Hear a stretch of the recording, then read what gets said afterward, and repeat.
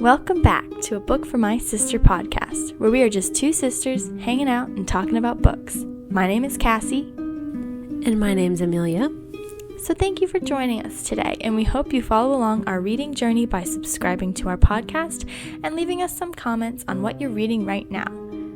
Amelia, what drink do you have today to assist you through this episode? I have, I got these new pink depression glasses at an estate sale yesterday. So in my very fancy pink little glass, I have an Olipop cola with some lime juice squeezed in and some crushed ice. That's lovely. It's very yummy. It's not quite the same as having a real Coke with lime juice in it, but I don't drink real Coke because it makes me feel sick. So this is my Coke substitute.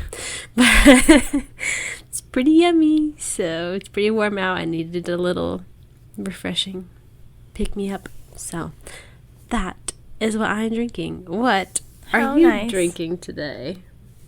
Well, since it is later in the day, I've already had my coffee, so I'm out of that. So right now I'm drinking water. But it's so good. Very refreshing. And I had a good coffee this morning. That's good. So I had a good coffee this morning too. So that's good. We had, rest assured, listeners, we have had coffee today. We had coffee. So did you have coffee or did you have matcha? I had coffee. Oh, wow. What kind of coffee did you have? It was an iced horchata latte. That sounds yummy. It was. And me and my boyfriend wanted to go get breakfast burritos from this place that has really good breakfast burritos, but their coffee sucks. Amelia, you know what I'm talking about. Their coffee's so terrible. we were like, well, we have our coffee cups from this place and and we're going to walk in with them and just order their burritos because I mean, make your coffee taste not like garbage water, and then maybe then I would gladly eat your coffee. I mean, drink your coffee while I eat your delicious food. But their coffee literally sucks. Like they have something called what is it? It's called like a dirty cowboy. Oh. Or dirty south, I think actually. And it's, get this, Amelia. Actually, you might like this because you're a little freak like that. It's lemonade with a shot of espresso. That's actually something that I've had before, and I do like. Disgusting. It's called the Dirty South. It's really? And I mean we didn't try it, but also their espresso was really weak and horrible. Yeah, I wouldn't get it from there because I bet it tastes like sewage water, but like booty. Yeah, but generally I do like a little espresso tonic and a little fruity situation. Yeah. My favorite coffee shop has, for their seasonal drinks, I think one of their new drinks, because they came out with them the other day and I haven't been back since they did that, but I think one of them is a cherry Olipop with espresso in it, which I make things like that at home, so it's not that different, but it'll be nice that I can leave work for 15 minutes and go get one, and I don't have to be like, wow, I wish I was home so that I could make it. So yeah, pretty excited about that. I figured you like that. Yeah, so my breakfast was delicious though, so nice good. Water for me now. Delicious, refreshing water. Everyone go take a sip of water right now. Go drink some water. Every time we say the title of the book, take a sip of water. Go drink. Oh, wow. Okay. It's actually not going to be that many times. You're going to drink a sip of water like 3 times. Well, get ready, because today is let's get ready to wet those whistles. Okay. Today is our 6th Science Fiction Friday episode, and we are talking about Annihilation by Jeff VanderMeer. This is the first book in a trilogy called Area X, published in 2014. We also watched this movie together, so we will be touching on that as well. Exciting. Let's get into it.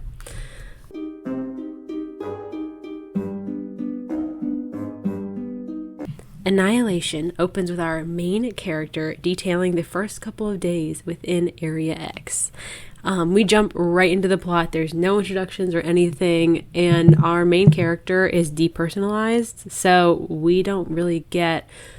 She's not named. None of the characters in this book are given names. They're only given their like job title, basically.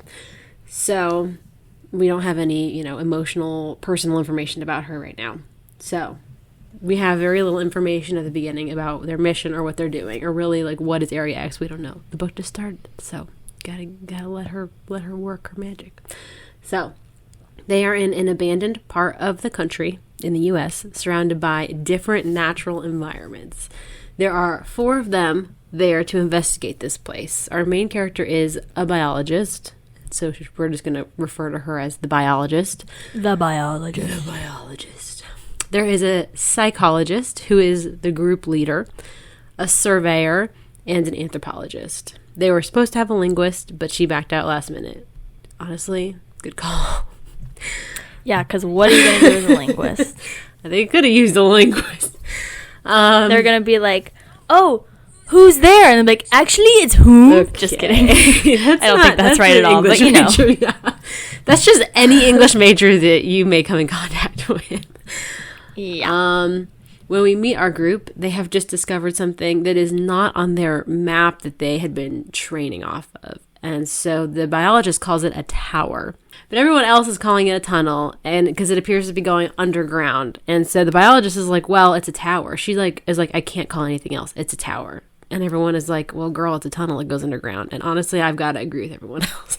It is a tunnel. I have to agree too. It is a tunnel, and it does go underground. These are, I don't know, but she's just drawn to calling it a tower. So she refuses to call it a tunnel. She's calling it a tower. So they're all shocked to see this new thing that's not on their map that they've been studying, and they're kind of like, well, what do we do with this new information? Because they're looking for key points that they memorized on their map that's on their maps. They're looking to go to the lighthouse, which is this, further point on the map. And so they're like, oh, we're going through these, checks that we are aware of, and then there's new things. So they're all like, it throws them off. And so here we get a little backstory, and we find out that this government military organization called Southern Reach has sent them here. It's a research organization dedicated to finding out more about Area X, which I think we probably learn about it later, but it's just so that you have more context as you're listening.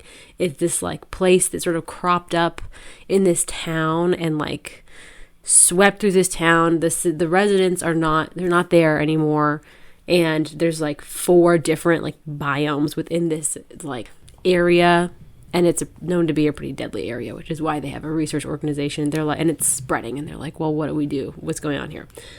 So this group is here to document what they find in the area, and they are the 12th group to be sent here. So that's pretty spooky. The psychologist had to hypnotize them so that they could cross into the barrier from the outside world into Area X so that everyone would remain calm and sane, because if they were not hypnotized, then maybe they would lose their minds. So we also learned... It's comforting. They are the first group of women to be sent here, because Southern Reach was like, well, maybe ladies are going to do better under the pressure that is Area X. Maybe we need to forego men this time. So, ladies, it's your turn. Go into this deadly circle, please. So the psychologist is trying to gauge how everyone feels about the tower/tunnel discovery. And because, she's a psychologist, she's trying to maintain order, and they are speaking very formally with each other. And the group barely responds to her question. The biologist says that it is unexpected, and the surveyor and the anthropologist both nod. Those are their responses.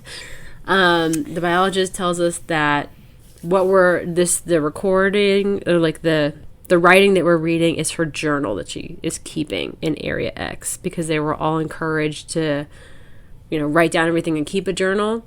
So we're reading her things from her perspective, her journal. So the biologist writes that she believed she was qualified for this mission because she specializes in transitional environments, and Area X is unique in that within a few miles there are 4 different types of environments. So there's a forest, a swamp, a beach, and salt marsh. And so she says that she was told that there would be all types of wildlife that would go between the environments, showing that they have adapted to the different temperatures or whatever. And she wanted to see that, and we'll kind of learn more about transitional environments later. The group decides that they're going to stay overnight and investigate the tower in the morning so that they can ensure that it's not a dangerous entity since it's not on their map. And part of this is to discover, more things that maybe they don't know about Area X. So they don't want an unknown factor at their backs as they kind of move through this place that's already really disconcerting. They're preparing their camp and they hear a strange moaning sound from the beach. And this is a sound they're going to hear the rest of the time. So that's super fun and not scary at all. Little freaky. The biologist remembers when they had crossed over the barrier of Area X and a boar was charging at them. They prepared to shoot at it when it got within range, so it was running at them for a bit, but then at last minute, the biologist saw something change in the boar's face. A presence, so she called it, and it ran off. So there's some weird things happening with the animals. In the morning, the surveyor starts handing firearms to the group for their exploration.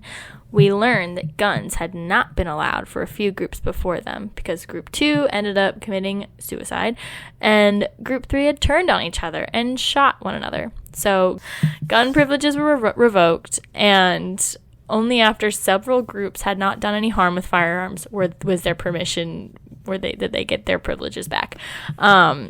So yeah, the others seem to recall this too, and it becomes a little tense when the guns are being handed out. It's always tense when the guns are handed out. Yeah. I would be tense. Personally, when someone hands me when guns are handed to us, which has happened I'm pretty tense. Many times. Yeah, we know all about the gun handing over. Clearly.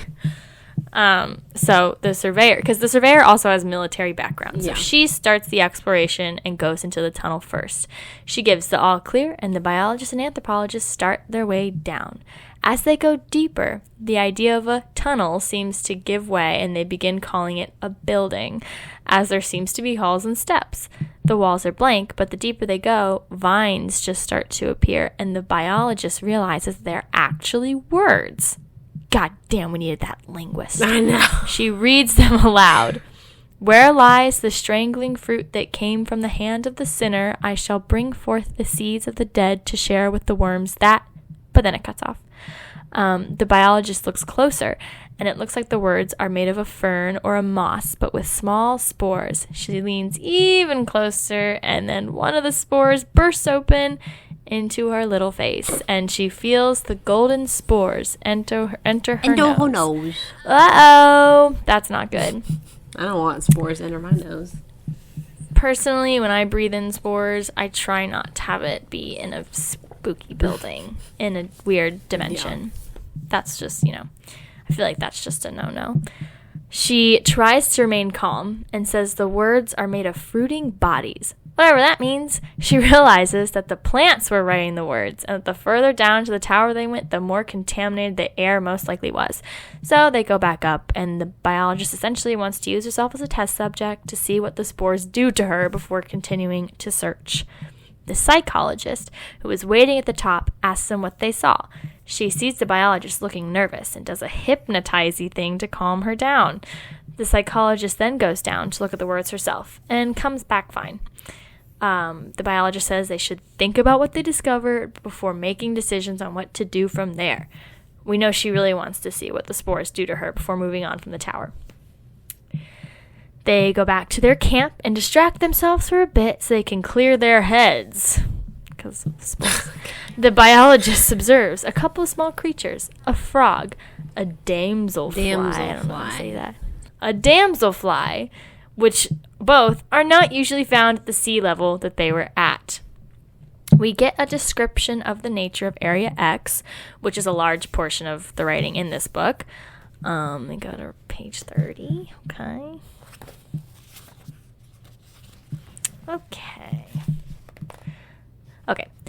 The richness of Area X's biosphere was reflected in the wealth of bird life, from warblers and flickers to cormorants and black ibises. Ibises? I don't know. It's birds. From birds I could also see a bit into the salt marshes, and my attention there was rewarded by a minute-long glimpse of a pair of otters. At one point, they glanced up, and I had a strange sensation that they could see me watching them. It was a feeling I often had when out in the wilderness, that things were not quite what they seemed, and I had to fight against the sensation because it could overwhelm my scientific objectivity. There was also something else moving ponderously through the reeds, but it was closer to the lighthouse and in deep cover. I could not tell what it was, and after a while its disturbance of the vegetation ceased, and I lost track of it entirely. I imagined it might be another wild pig, as they could be good swimmers and were just as omnivorous in their choice of habitats as in their diets. Beautiful. So it's just a little weird place. Weird little place. It's a weird little place. A weird little place.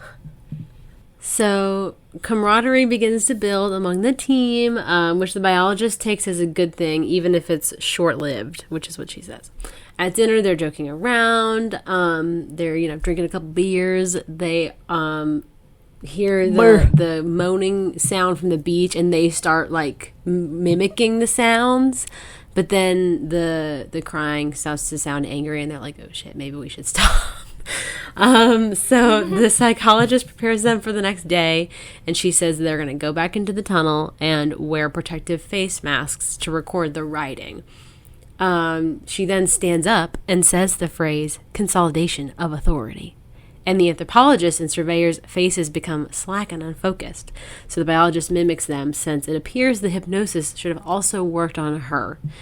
The psychologist says that they will remember discussing several options for going into the tunnel, and they agreed with her about going back in, and they feel calm about it. She says they'll remain calm in the tunnel and not do anything dangerous, and will continue to see a structure that is made of coquina and stone, and will have camaraderie in the tunnel.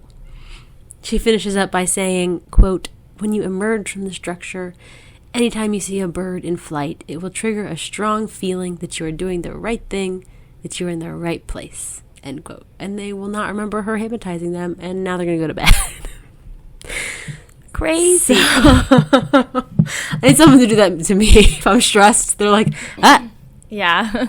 Actually, you see that bird over there? You feel so good. You're feeling very calm about the whole thing. It's like in the Veggie Tales, Jonas and the whale. Jonah. What about this is like Jonah? You know how that little worm is listening to those self-affirmations? Oh, it's like, and it's like, you are loved, or whatever. It's just like that. Jonah's like, what is that? And he says, I'm listening to my self-affirmation, or whatever. Oh my God. That's what I imagine. Just like Jonah in the, what is that movie called? Jonah and the Whale? Jonah and the Whale? The Jonah Whale Tale? I don't know what it's called. It's not called that. I don't know. Okay.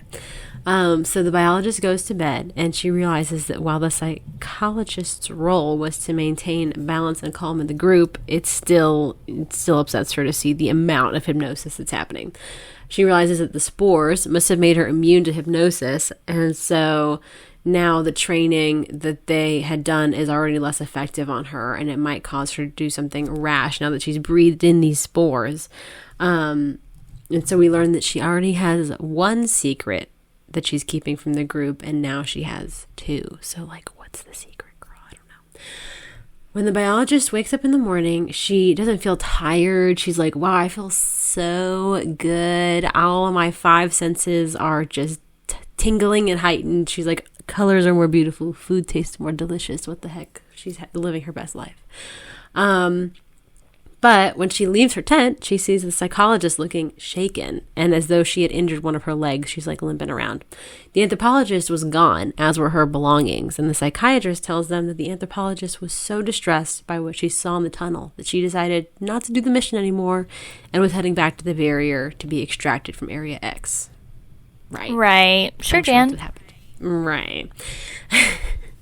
The biologist and surveyor seem suspicious of his answer, obviously, but the biologist tells us that she's unsure whether now is a good time to reject the only authority they have. She doesn't want to cause too much chaos. The psychologist tells them that they should investigate the tower using the biologist word in an attempt to win her back. She's like, girl, go in that tower. And the biologist is like, okay. So the biologist is like, sure. And so they prepare to investigate. They put on their gear and their backpacks. And the psychologist says, I'm actually not going down there with you. I'm going to be standing guard over the entrance of the tower. That's nice. Like, good for you. The surveyor's like, I thought we were all going in there. And then the psychologist uses hypnotic suggestion to calm her down. And the surveyor agrees. She's like, wow, that's actually a really wonderful idea. And so the biologist is like, yes, thank you so much for being so helpful. Because she wants to obviously appear to be susceptible to hypnosis. Because if she seems like she can't, then it's like, oh, God, what do we do with her? She's a liability. So, she's a liability. The two of them enter the tower, and the biologist realizes that it seems to be breathing, like the walls have a heartbeat. And the surveyor is like, why are you looking stressed? And the biologist is like, don't you feel there's a pulse underneath? She like touches the wall, and she's like, there's a pulse. But the surveyor is like concerned and confused because she's under hypnosis, so she's very calm, and she's like, all I see are the birds is flying, a wall made out of and shells. a wall made of coquina. Well, she can't see any birds. She's underground. The biologist kind of jokes. She's like, makes a joke about whatever, how she's feeling. The surveyor is like, right. The surveyor is like very suspicious of the biologist, which honestly, like, fair enough. As they are descending, we learn a little more about the biologist. Her mother was a somewhat successful artist, but also was an alcoholic. Her dad was a Ponzi scheme guy. She grew up in a rental house that had a small pool in the backyard that was never cleaned. So organisms began to grow in it, and eventually it became like a little swampy pool almost with like a bunch of different creatures. And so she was really engrossed with the ecosystem she had basically created by bringing more creatures and plants into it.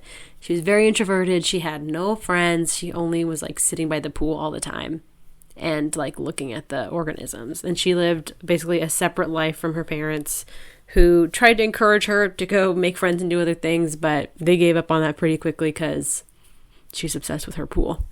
But then they moved, and she never saw her pool again, which is pretty sad. 'Cause that's really cool. I know, it is pretty cool, but she should try and make some friends. Show them the pool. They might like it. Show them the pool. I know. There would be another nerd. I would like it. Into it. I know. As they go further into the tower, the words continued to loop around and become long, winding sentences.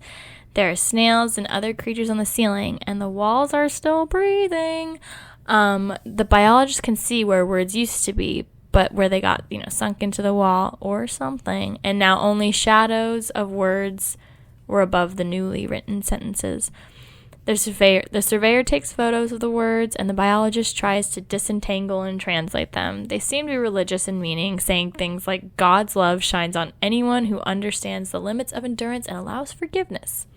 She also takes samples of the letters so they can test them. They realize that the words are still being written and that there are fresh letters and sentences appearing while they're actively in the tower, meaning, the thing that's making them still got to be in here. It must be there. So they take out their guns and stop documenting. They keep going through and notice a slime-like substance now covering the floor and part of the walls. Their surveyor notices a third set of boot prints. At this moment, the biologist decides to confide in us a little more and tells us that her husband was on the 11th expedition of Area X. He had been gone for about a year when he suddenly appeared in their kitchen with no recollection of how he'd gotten there or what had happened during the expedition. She says he was nothing like who he was before, and he remembered very little. He was home for about a day until Southern Reach came and brought him in. They ran tests on him, and she would try to visit him and see if the person he used to be was even still there. He was eventually diagnosed with systemic cancer and died 6 months later, and she never was able to find the person she knew in him. Everyone else on that expedition who had also come back the same way were also eventually diagnosed with cancer and passed away. Oh, he passed away? Oh, okay. Now we're back in the tower. and the two of them keep going down further. She wonders if her husband had the same experience she was having. The surveyor rounds a corner and then comes back, saying she saw a person slumped down on the ground. They agree to check it out and then go back up. So the biologist turns the corner and sees the body of the anthropologist. The biologist thinks she may have interrupted the writer of the script on the wall, as the anthropologist looks like she was badly injured and burned. But then they see a second set of boot prints that they recognized as the psychologist's. And the biologist thinks that the psychologist hypnotized the anthropologist and brought her down here. She gave the anthropologist a dangerous order, which got her hurt, and the psychologist left. So, lots of ists the psychologist here. Is up to some shady shit. The biologist tells this theory to the surveyor, and when she mentions hypnosis, the surveyor's like, what are you talking about? So the biologist tells her that she is impervious to hypnosis now. And of course the surveyor doesn't believe her because she doesn't even think the hypnosis is real. But they agree to go up and be ready to confront the psychologist and prepare for a possible attack from her. The biologist believes she may have been given different orders than the ones they received. They leave the anthropologist and head back up. So when they arrive at the top of the tower, the psychologist is not there. She's also not at the base camp and has taken what looks like half of their supplies and left. The surveyor wants to head back to the border to be extracted, but the biologist says, why don't we stay and analyze some samples that we got and then go from there, because we don't really know what it means to go back. Like, what does it mean? Because the biologist is a little bit stressed because she's like, well, if we're extracted, is the same thing that happened to my husband going to happen to us? Are we going to be like soulless little buddies, weirdos who appear and then get cancer? Like, is that what's going to happen to us? I don't know. So she's really stressed about the surveyor like becoming like a shell of a person. She's like, maybe we should just stay here, but she doesn't want to obviously tell her because it's a secret that her husband was here and they don't know that about her. So she's like, let's just stay. And the surveyor's like, okay. So the biologist tests some of the samples from the tunnel, but there's really nothing of use. They're made of the things they're supposed to be made of. Like the fern is a fern and a mushroom is a mushroom or whatever. So, and then the surveyor develops the photos they took, which all came out blurry. And the biologist wonders if the walls breathing made the photos blurry because there wasn't really anything still. Nah, so I like, think you're just a shitty photographer. I kind of feel like just because you're breathing, it doesn't mean that your photo is blurry. Yeah, unless it's like breathing are they really breathing fast. Are the walls having like a panic attack? Because then sure, but like, are they just breathing like how we breathe? Because I feel then like every photo of us would be they blurry. Be so blurry. But whatever, I'm not the one taking pictures of breathing walls. So as they eat dinner, the biologist is reminded that her senses are all sharper. Her food tastes more intense, which I'm not really sure what that means. Her eyesight is better. She's like, okay, so this is more effects from the spores, which is obviously why the hypnosis doesn't work on her either. So, she's doing the experiment on herself. They both go to their tents for the night, but it starts to storm. So the biologist walks around and reflects on the last weeks that she and her husband had together before he left for Area X. Their relationship had been rocky for a while, and he made the decision to do the expedition without her input, which obviously made her mad. That's really messed up. It's really not very nice. No. She thinks that what initially drew them together is ultimately what tore them apart. She is an island unto herself. He thought that she was maybe like a Gone Girl type of cool girl, like mysterious, girly, down for anything, but she actually is just very self-contained and independent and like literally she's very self-sufficient in a way where it's like she's not acting detached because she wants you to think she's cool. She's acting detached because she is. Yeah. And he thought that she would open up more once they got to know each other, but she just really is just quiet and antisocial. And he would call her his ghost bird because she would zone out and wonder where she had gone, which is like kind of sad. But he, like, I think just thinks she's so fascinating that he's like, oh, my little ghost bird, you're so interesting. Which she is interesting. She is interesting. That would make me sad. But yeah, I'd be like, you're kind of a bummer, dude. I And he is very extroverted and outgoing and like social. So pretty different. The last day they spent together, when he returned, he wasn't really there. His body was there, but his mind was not there. She tried to ask him questions, but didn't really get any answers. And he would look at her as though he recognized her, but couldn't place where he knew her from. It would be like if you tried to describe a dog to someone who had never seen a dog and then asked them to draw it. He's like, what? What? People who've seen the Backrooms will know what it's from Backrooms. Oh, okay. I was like, is that You've from seen the Backrooms? No, it's from a movie. Okay. So she tried to act normal. She's like, everything's fine. He's home. So like, yay. But after like a day, she just was so freaked out. She called the emergency Southern Reach number that he had given her, and they came and picked him up without ceremony. They just come and pick him up from the house, and they're like, okay, bye. And so she wonders if she'll be affected the same way that he was, being killed by it in the end, even though he technically left. So she signed up for the expedition 6 months after his death to try and find some answers. So the next morning, now we're going back and forth between her telling us things about her past and information about her to what's happening and her like documenting things. So the next morning, she tries to convince the surveyor to come to the lighthouse with her, which was their initial destination before this whole debacle with this tunnel. Because last night the biologist saw light coming from the lighthouse, and she wondered if maybe the psychologist was there. The surveyor is like, no, I think I'm actually going to go now. I'm going to leave. And the biologist says, please, can you just stay at the camp and wait for me to come back, and then we can go together. Because, like I said before, the biologist doesn't want her to become a shell of herself, basically. The biologist does actually seem to care about the people around her, even though they don't no one really has a close relationship. She's like, you don't want to go back and become like my husband. Yeah. So the surveyor is like, okay, fine, I guess I'll stay here, and you just go and come back.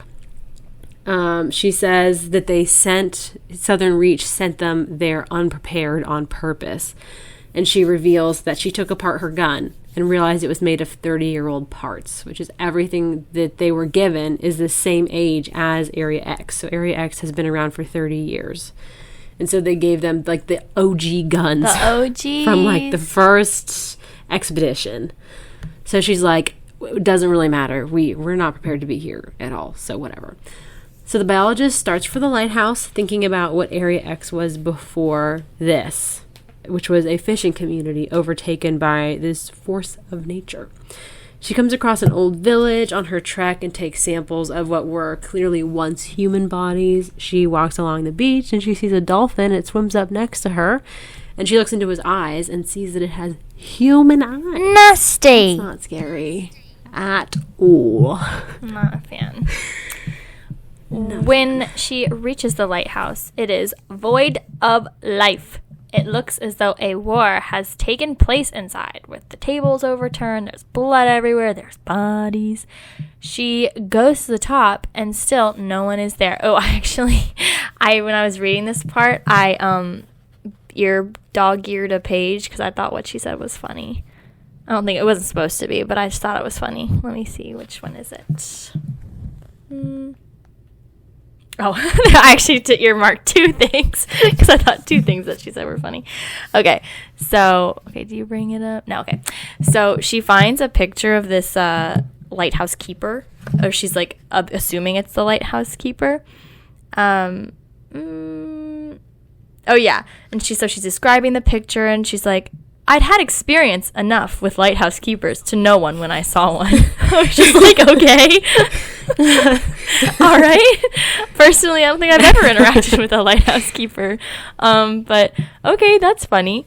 And then the second thing, oh yeah, she was just really anxious because, what is this when she, okay, yeah. Okay, so she goes to the top, no one's there. She finds a trap door underneath a rug and opens it. And as she is entering it, she screams, "I've got a gun!" Which I thought was just funny. Yeah, she did. I just like that. It's because, honestly, I would probably do that too. Yeah. I'm armed! Yeah, so, and there's nobody in there. She opens it and sees a huge pile of molding journals. journals from the last 30 years of expeditions. She believes the psychologist has raided the room since most of her belongings were also in there. So the biologist goes in, barricades the door, and begins looking through the journals. She's trying to find answers, but mostly she's trying to find her husband's journal. She eventually finds it and takes it with her to read later, since she has to leave before it gets dark. She also takes some of the psychologist's guns that were left. She goes out into the lighthouse deck to see the time and looks down and sees the psychologist on the ground, as though she had fallen or jumped or been pushed off the lighthouse. So she goes down to see her, and she is still alive. When they see each other, the psychologist screams the word annihilation. Drink your water a bunch of times. Okay, girl, that's crazy. I actually am going to drink my water. Do it. The psychologist says she thought something was chasing her through the lighthouse, so she jumped to get away. When the biologist entered the building, she knew something had changed in the biologist. Ooh. She said she had taken the anthropologist into the tower, the tunnel, because she was impatient for information. But the anthropologist had gotten too close to the creature down there and was killed, and the psychologist was attacked as well. She says the border of Area X is expanding, and Southern Reach doesn't know why, and their expeditions haven't really been any use. They exchange a final couple of words, and the psychologist dies. The biologist finds her journal and sees a couple of hypnosis words, and one of them is annihilation, which would get them to self-destruct. So that psychologist was trying to make her do not nice things to herself. That's not very nice. That's not very nice. Very nice. She also looks at the psychologist's wound from the creature in the tower and sees moss growing on the area, spreading across her body. So as a good biologist, she takes samples and leaves. As she's walking back, it's getting dark quite quickly, and she begins to hear the nightly moaning of whatever creature, and it is very close. She sees a trail of molting human features. That's pretty gross. And realizes, like a face, and realizes that whatever the creature is, it was once a person. She can hear it closer to her, so she runs, not looking behind her. And it's actually very scary. It's very scary. Yeah, that's the scary part. She climbs up into a tree and eventually falls asleep. In the morning, she wakes up to see that her skin now has a slight green tint to it. Uh-oh! She heads into camp, and the surveyor's like, dude, why are you green? And she points, you're green, and points a gun at the biologist. The biologist tries to talk to her and is dodging bullets, but she's actually shot, but she barely feels it thanks to the green glow. So she hides behind a rock as the surveyor is screaming, asking her what her name is. The biologist is like, that literally doesn't matter, and just shoots the surveyor in the head. So that's that. Yeah, 'cause she was like, well, she's not going to believe a word I say because she thinks I'm crazy. So, whatever. She drags the surveyor's body into the water and lets her float away to become a new unknown creature. The biologist says she can feel the glowing inside her healing her wounds. I would think she was crazy too. And when the surveyor was actually approaching her before, she could hear and visualize everything she was doing. Her senses are even sharper. In true scientist fashion, she says she did not want to tell us these things before because she didn't want to bias our thoughts about what she was going through. But when she was going to and from the lighthouse, she felt like she had the flu. She assumed this was the brightness in her adapting and her body figuring out what to do with it. And it had since passed. She must have passed its test. So she goes back to base camp and falls asleep. She wakes up the next day and looks around the camp and found that the surveyor had destroyed basically everything. The tents, their samples, the weapons, the food. So the biologist had left her journal there open on a page, and there was no other writing in the journal except for one note saying, the anthropologist tried to come back, but I took care of her. What? All right. The biologist wants to go back down to the tower, but she knows she needs to figure out some things about Area X before doing so. She goes through her research and looks at old maps and things and the samples that she collected on her way to the lighthouse. She sees that her cells and the psychologist's were just normal human cells, which seems impossible. The cells of a dead rat and some old wood were normal, but then she tests the cells of moss and a dead fox that she had collected and saw that they were made of modified human cells. She realizes that the boar that had attacked them and the dolphin that she saw and the creature in the woods and the strange replicas of the people from the last expedition all supported that the things under her microscope were human. And she's just like, yeah, that makes sense. She's sure, like, man. Whatever. She's like, what else could be happening? So she decides to take a break by reading her husband's journal, which seems like kind of a stressful break, but, whatever. I would also do the same thing. I'm nosy. I want to know what's in there. So he had addressed every entry to her, which is sad. His group had not gone into the tower, but had instead continued on to the lighthouse, which was supposed to allegedly be marking the edge of Area X. But at the lighthouse, the group split up, and he and his surveyor went far beyond the lighthouse and found that they had been lied to. When they came back to the lighthouse, there had been a shootout with the group members that had stayed there, hence all the blood and overturned tables in the lighthouse, and their psychologist had been killed. So the psychologist was dead, but then was seen alive around the lighthouse. They saw him walking around, but then he disappeared.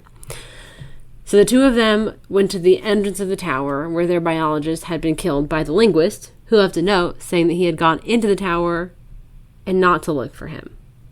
So her husband and their surveyor walked to the tunnel entrance that night.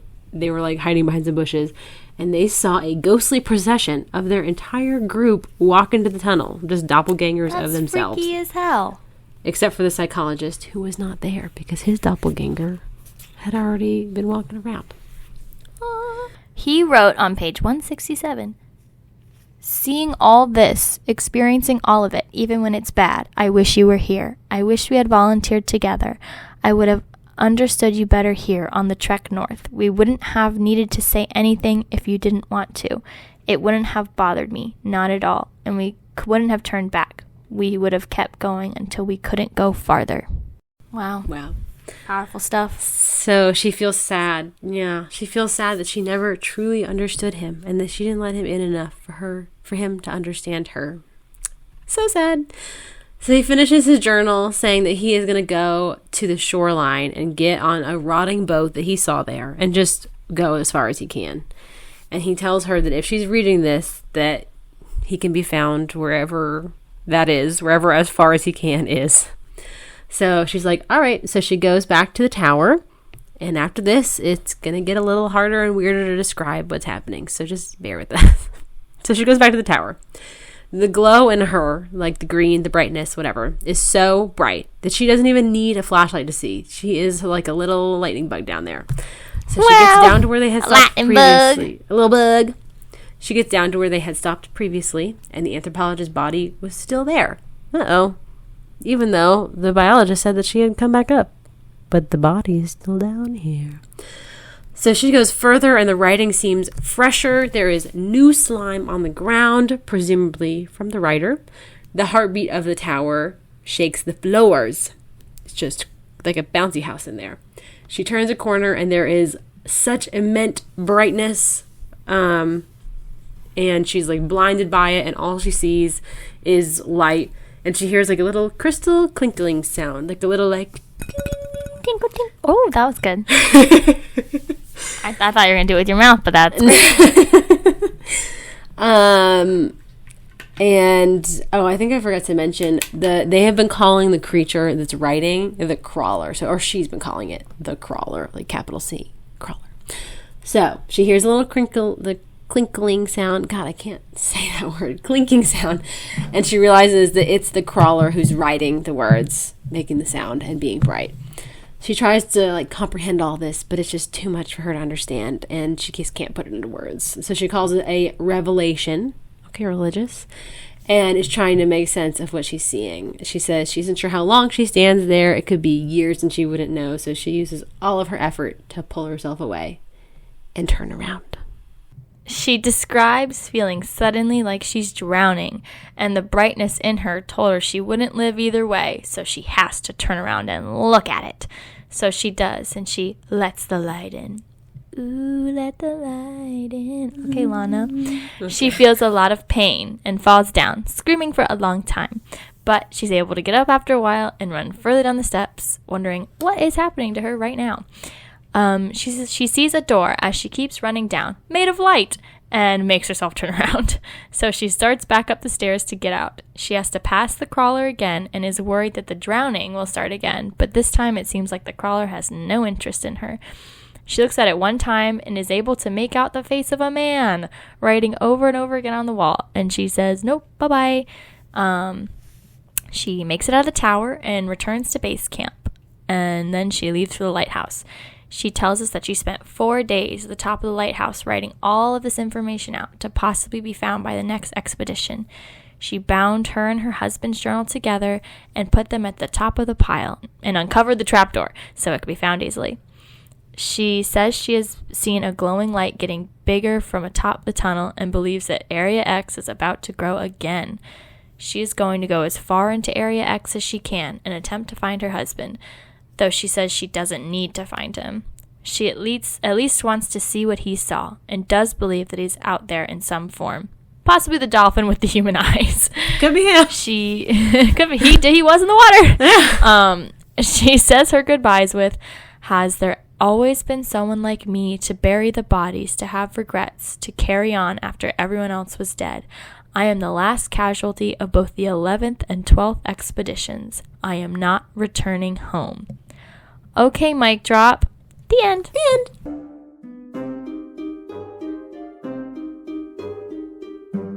So, Cassie, what were your overall thoughts about this book? I liked it. Yeah.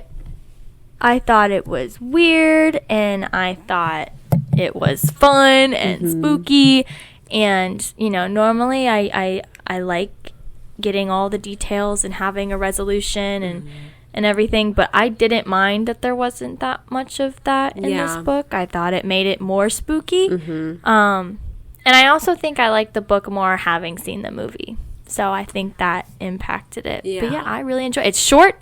Everyone, it's easy to read. I thought it was a nice, entertaining read. Yeah. I think it's good. I like a lot of you get a lot of like environmental description, which is just a large part of the book. And I always like not when it's too much. I don't like all the description like, Tolkien books where it's like you're getting pages and pages and pages of whatever. All right. Rude as hell. But I like hearing about creepy environments, and it's very unsettling, and the place is obviously creepy and weird. And I also just liked learning about her. She's like such a weird little interesting freak, and I like her. I would say that I want to be her friend, but I don't think she would want to be. I don't think she would care that much. I would. So I'm not sure. I don't think she'd be a good friend. Probably not. So I do like that it's short, but it feels like you're getting a lot from it. It doesn't feel like, and it feels like you're getting a full story. I wasn't like, wow, this could have been longer. Like, I feel like it was the perfect length. And I've read all 3 of these books, and after I read this book, I felt like this could have just been a standalone book.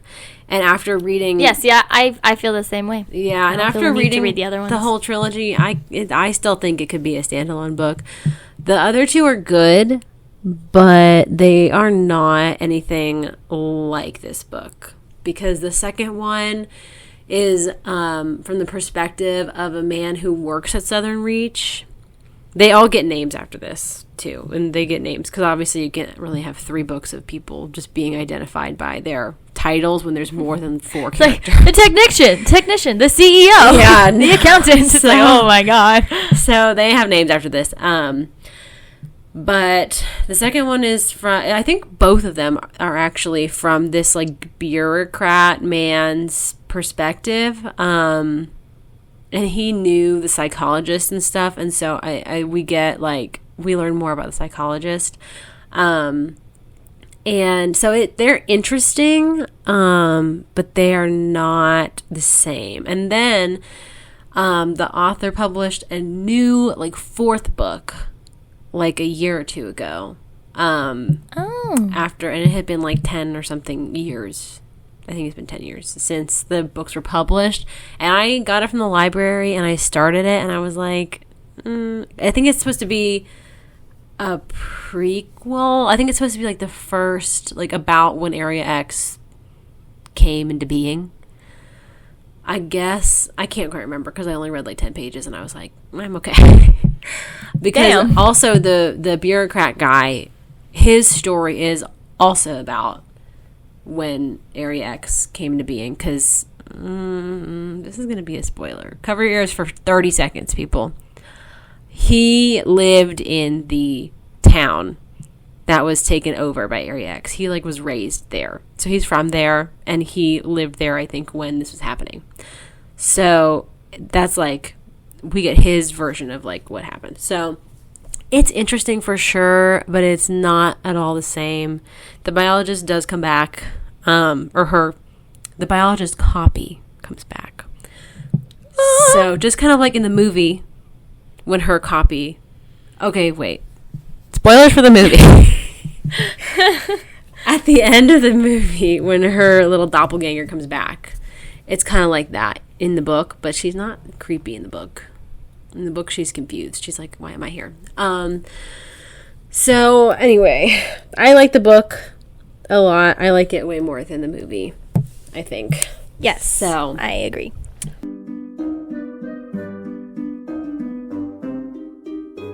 So, the movie. So, I made Cassie watch this movie with me when she was visiting last month. And it's a movie that the first time I saw it, because it's one of Thomas's favorite movies, and the first time I saw it, I was terrified of this movie. I was like, oh my God, this is so not my vibe. It's so scary. It was like 8 years ago, because it was when we first started dating that we watched it, and I was like, oh my God, this is really scary. So I didn't like it, but I wasn't big into scary anything back then. So I was just like, this is just spooky and I hate it. And so then I was like 2 years ago, I was like, okay, let's give it another try because it's been a while and I want to try it again. So we watched it and I was like, oh, this isn't as scary as the first time, but spoilers for the movie. There is a scene at the end, a scary alien guy, I guess, at the end. Very uncanny valley. And I still can't look at it. I have to cover my eyes every time. It's scary. And the music is... Yeah, really freaky. Freaky weird. We were both covered our eyes, and then Thomas was like, okay, it's turning around. Yeah. It's getting on its knees. Yeah. It's walking around. It's crushing Natalie Portman against the door. It's full description. And I was just like, what the hell, man? It was so scary. It was so scary. And we watched it at night, and it was spooky. Yeah, it was late. Yeah, it was spooky. But apparently, so Alex Garland directed it, and he is the same guy. He did Ex Machina, and I think he did 28 Days Later, and he did Men, which is that movie about where every man in that movie is played by the same guy. What? It's a horror movie. It's a horror movie. You shouldn't watch it. Sounds like it. Yeah, it's pretty scary. But so the director of the movie, he had read the book like a while before making this movie, and instead of rereading it before he started producing the movie, he was like, I'm gonna write it and direct it from my memory, from what I remember the book being, because I guess he wanted to make it extra disorienting, which I think is interesting. It's an interesting way to make this movie for this book that's already a little bit hard to describe. I think it's interesting. But it does mean that he really obviously couldn't remember what happened in this book. Yes. There is no tunnel tower in the movie at all. Just the lighthouse. The lighthouse is like where they're going the whole time. There is a tower, like a literal tower, where they like climb up and go like sleep up there so that they're up off the ground and like keep watch. Like the watchtower. Yeah, but this is not in there. And I also think it's interesting that this isn't something that we find out in the first book, because we don't get descriptions of any of the characters in the first book, but in the second book we find out that a lot of the women in this group are women of color, and the biologist is Asian, but in the movie obviously she's played by Natalie Portman. And so it was kind of like, he was like, I'm just gonna do what I remember the book being, and all of these characters except like one of them are white women. And I just think it's interesting. And then recently it kind of reminded me of when, what's her name, who did Wuthering Heights? What's her name? Oh my God. The Saltburn lady. I can't remember. I don't Emerald Fennell. When Emerald Fennell was making Wuthering Heights, she was that's like, her name? Yeah, she was like, that's interesting. This is my memory of how I felt when I did Wuthering Heights, and then she made Heathcliff white. It's like interesting to me how these directors are like, I'm gonna do this from memory, and all the characters are white, and that's just how I remember it being. And don't come after me that this is wrong, because I didn't read the book before doing that. It's like, that was a pretty big descriptor in the book that he was not white. Yeah, well, Emerald was like, when I was 14, I only thought about dating white men. So for me, that was my experience. At least in this book, there is no race mentioned. So yeah, but I also think it's interesting that his whole team was like, yeah, whatever. That's fine. Nobody was like, hey, so we actually do get descriptions of these characters, and this doesn't match. Nah. This doesn't match. I would not be surprised if no one on his team read the second or third books. But they were out already. That doesn't mean they read them. I don't know. I seriously doubt they did. I just think that it's interesting. But yeah, so I just thought that was a little interesting tidbit there, that he also just didn't read this book again. But also in the movie, we get that the biologist, I think her name in the movie is Lena. Is that right? Did that sound right? I don't remember. I think her name is Lena and her husband's name is Kane, and he's played by Oscar Isaac. Is that his name?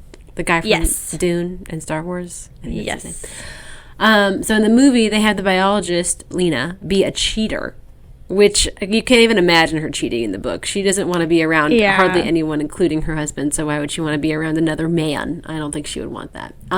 So it's interesting to me that they make her be a cheater in the movie, and in the book, she literally tells her husband that she's going for walks at night so that she can go observe tide pools and areas of transitional environments that are just like in their apartment complex parking lot, because she just likes to hang out with transitional environments. But she tells her husband that she's going for a walk, and he's like, oh, can I come? And she's like, no. And he's like, I bet she's cheating on me. And she's like, I need to go look at my frogs or whatever by myself. Like, she's just very closed off. She just wants to be around nature all the time. And I just think it's interesting that in the movie they're like, well, she's a cheater, and that's why their marriage was bad. I'm like, I feel like we could have made it a little like that. To me, it's just like kind of like, well, why? I guess it's an easy thing to have in a movie, to be like, their marriage is falling apart, she's cheating on him, and he's upset, and that's why he ultimately decides to leave without her input, because he's mad that she cheated, when in reality he just did because he was like, I'm gonna go this isn't working and I gotta go. I don't know, I just think that's interesting. I definitely liked book biologist more than movie biologist. Yeah, me too. Honestly, I was gonna, they're so different. You like can't even, like, the stories are just so different. You can really not even compare them. Yeah. And like, I just didn't even like think that the movie was that good. I thought it was. I was like kind of. I'm not bored. I was just like, this isn't not boring. I don't know. I just didn't like it. Yeah. Well, that's okay. Yeah.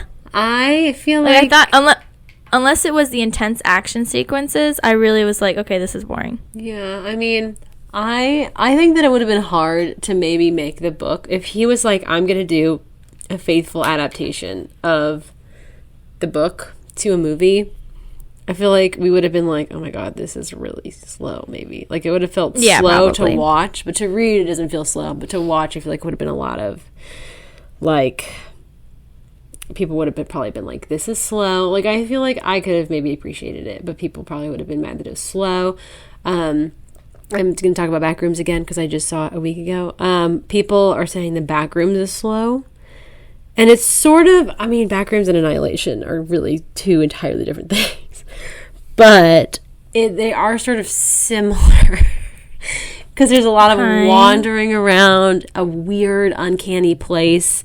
And there's a little slowness to it because it's like you've got to kind of just like go be in this place to see how it's scary. And so maybe people think that it's slow. I think that, I don't know. It kind of reminds me. No, when you say it like that, that does make sense. But yeah, I'm not seeing I mean, I think that part of the creepiness of things like Annihilation, the movie, and Backrooms, the movie, is that, like, it's anxiety inducing, and they're like wandering around, and you're like, ooh, what's happening? Like halfway through Backrooms, I thought about walking out, not because it was bad, but because I was so anxious. I was like, I might have to leave. Yeah, I didn't for me, not but and so I think like the first time I watched Annihilation, I kind of felt the same way, where I was like, I'm feeling stressed about this. And maybe it feels slow because you have to like build up to something, so that when something happens, you're like, ah! But you're really anxious. You're really, really stressed. But and the movie is this a connected thought? I don't even know. The movie is definitely more action-packed than the book, because in the book, what action is there even? There's not really any. Her running away from the moaning. Yeah, there's one. Okay, yeah, her running away from the creature. And then her running around at the bottom of the tunnel with the crawler. Yeah. Those are the most action-packed parts. So there's not a lot of action in the book. I think that's okay. It's a book. But again, if they had done that in a movie, people probably would have been like, what's going on here? This is no good. Yeah. And I can't say whether I would have liked that or not. I really honestly don't know. But I feel like since the part of the Backrooms I liked the most was when they were walking around and freaking me out, then I probably would have liked the movie a little bit more if it had been like that. It's also, the movie has like an uncanny alien guy at the end, which we kind of talked about I think a couple minutes ago. It's very creepy, weird, scary. I don't like it.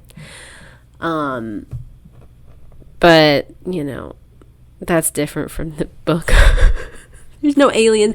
I think in the book, I can't remember if it's supposed to be an alien entity, like some alien thing that has come down and has hit this area, and that's what this is. I think it is supposed to be alien-ish. Oh, okay. And so I think it's interesting too that in the movie we do get like a literal like gray alien guy. And in the movie, in the book, there's actually it's actually, are you going to read down the rest of these books, Cassie? No. Okay, I'm going to talk about the ending of this series, and I will put a marker in the caption of when I stop doing that. So if you don't want to hear it, just go to the caption and skip to that time. But what the guy in the tunnel is a preacher. That's why everything is religious. He's like a crazed local preacher. Did you see that new Knives Out movie, actually? Yeah. Yeah, he's kind of like Josh Brolin's character in that movie, the preacher guy. Oh, okay. He's like very like fire and brimstone situation. And he's like a local preacher or whatever.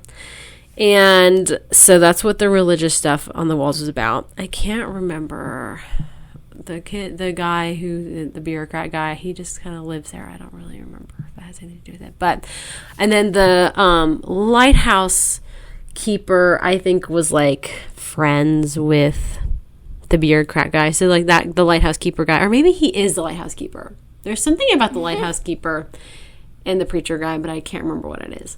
But yeah, so he's a little preacher guy. And then, I mean, that's like the major revelation. And then actually at the very end of the book series, I think the bureaucrat guy and the biologist copy go back into Area X or something, because there's some breakdown starting to happen, and they actually see the actual biologist, and she has turned into like a big creature, and she's like one with nature or something, and they like see her and they're like, wow, look at her.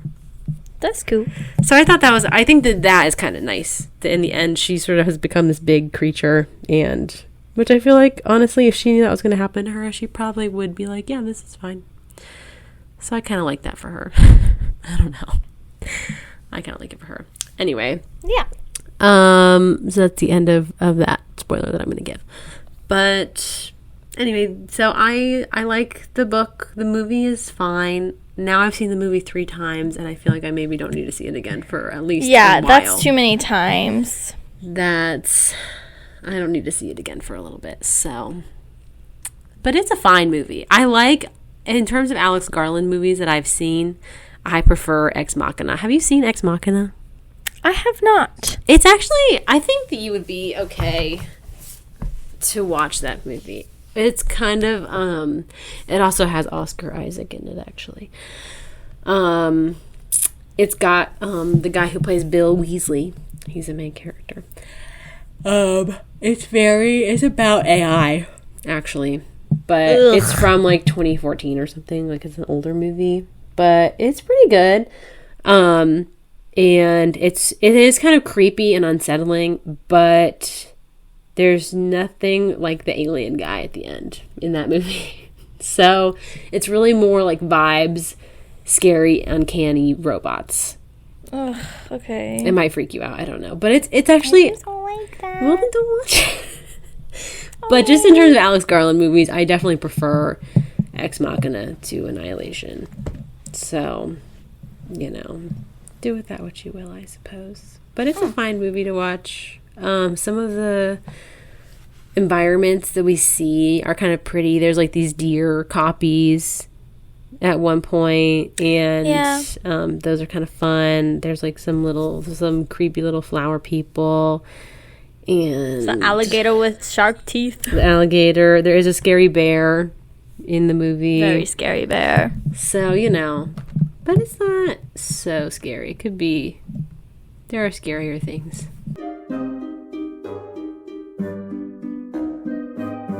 Well, Amelia, on a scale of 1 to 10, what would you give the book? The book, I would give the book like 8. Would you? I think I would give it 7. What would you give 7 the movie? What? What would you give the movie? We need to use a different scale system for the movie. How many... What? Do you have an idea? Why are you making that sound? No. No. For the movie. How many golden spores spurting into your nose would you give the movie? Movie, I'd give it 3. 3 spores. 3 spores. You're going to still be under hypnosis with that little amount of spores. And you know what? If I see a bird and it makes me happy and hopeful, that's fine. I don't think there was any hypnosis in the movie. No. That was interesting, because I feel like that could have made it creepier if there was hypnosis in the movie. I think so. I think I would give the movie like 5 golden spores in my nose. Okay. I don't think it's that bad, but it's not my favorite thing in the world, so I think 5 is what I would do. Sorry, Alex Garland. Sorry, Alex. Hi, buddy.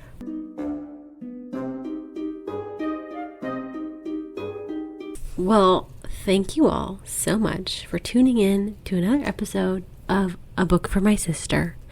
Be sure to follow us on Instagram at A Book for My Sister Podcast. And if you want to leave us a little review, if you want to go leave us some stars on Spotify or drop a little comment and let us know what you guys think about Annihilation, feel free to do that. We would appreciate that. Next time, we're going to be talking about something. We will be recording in a few weeks. We have a family event that we've got to travel to. So, we'll be back soon. So, keep on yapping and reading. Until then, okay. Thanks, y'all. Okay. Thank you. Wow, wow, wow, wow, wow. Wow, wow, wow.